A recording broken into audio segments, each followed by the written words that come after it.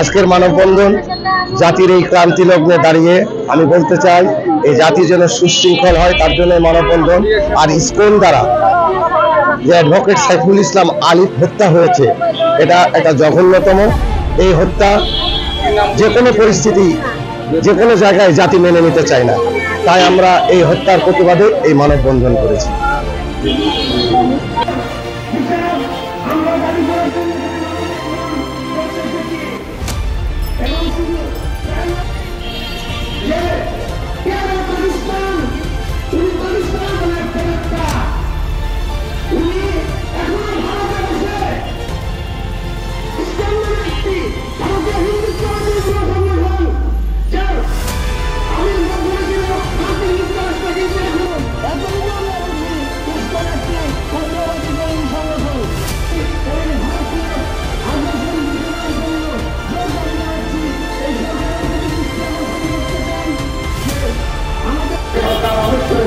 আমাদের সাথে কথা বলবো, কারণ আপনারা বিশৃঙ্খলা না করি আমি ছাত্র জনতা সবাইকে